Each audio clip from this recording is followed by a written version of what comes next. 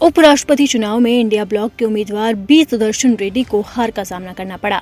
चुनाव में उन्हें 300 वोट ही मिले। वहीं एनडीए के प्रत्याशी सीपी राधाकृष्णन ने 452 मतों से विजय हासिल की। उपराष्ट्रपति चुनाव में हार के बाद बी सुदर्शन रेड्डी की पहली प्रतिक्रिया सामने आई। उनका कहना है कि वो बेशक चुनाव हार गए, लेकिन वैचारिक लड़ाई अब भी जोर शोर से जारी रहेगी। सुप्रीम कोर्ट के पूर्व न्यायाधीश बी सुदर्शन रेड्डी ने अपनी हार स्वीकार करते हुए कहा कि लोकतंत्र की मजबूती चुनाव जीतने से नहीं बल्कि संवाद, असहमति और भागीदारी की भावना से होती है। वहीं नेता प्रतिपक्ष राहुल गांधी को उन्होंने शुक्रिया अदा करते हुए कहा कि मैं इन नतीजों को स्वीकार करता हूं। ये मेरे लिए सम्मान की बात है।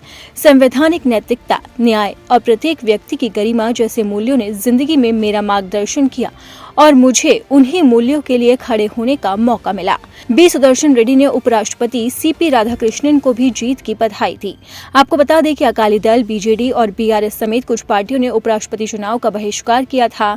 वहीं बाकी के दल एनडीए और इंडिया ब्लॉक के उम्मीदवारों में बटे थे, जिसके बाद ये चुनाव कराया गया और अब चुनाव के नतीजे सभी के सामने हैं।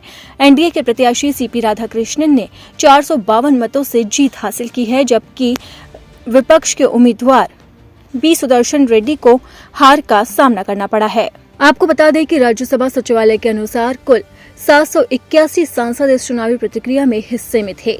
इसमें से 767 सांसदों ने मतदान किया, 15 वोट अमान्य घोषित हो गए और 14 सांसदों ने मतदान से परहेज कर दिया।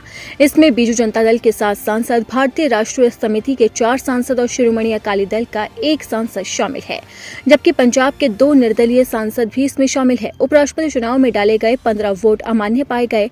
वैसे काउंटिंग शुरू होने से पहले एनडीए की ताकत संसद में 427 वोटों की मानी जा रही थी, लेकिन नतीजे आने पर राधाकृष्णन के खाते में 452 वोट गए, जिसने सभी को चौंका दिया। माना जा रहा था कि एनडीए को वाईएसआर कांग्रेस का समर्थन मिलेगा, जिसके 4 सांसद लोकसभा में और 7 राज्यसभा में हैं। ऐसे में एनडीए का आंकड़ा 438 तक पहुंचता, लेकिन अंतिम नतीजों में 14 अतिरिक्त वोट मिले। केंद्रीय मंत्री पीयूष गोयल ने बताया है कि एनडीए की ताकत 427 थी, लेकिन हमें 25 अतिरिक्त वोट मिले। ये दिखाता है कि प्रधानमंत्री नरेंद्र मोदी की नीतियों और नेतृत्व पर विपक्षी सांसदों को भी भरोसा है। बीजेपी के मुख्य संचेतक संजय जायसवाल ने दावा किया कि लगभग 40 विपक्षी सांसदों ने एनडीए उम्मीदवार का समर्थन किया। उन्होंने कहा कि हम उन सभी सांसदों का आभार व्यक्त करते हैं जिन्होंने अपनी अंतरात्मा की आवाज सुनी और राधाकृष्णन को वोट दिया। बीजेपी नेताओं का कहना है कि झारखंड और महाराष्ट्र समेत कई राज्यों से विपक्षी सांसदों ने राधाकृष्णन के पक्ष में वोट किया। अब बीजेपी तो दावा ठोक रही है, लेकिन सबसे बड़ा सवाल है कि आखिरकार इंडिया ब्लॉक में क्रॉस वोटिंग कहां पर हुए, किसने इंडिया ब्लॉक के साथ गद्दारी की।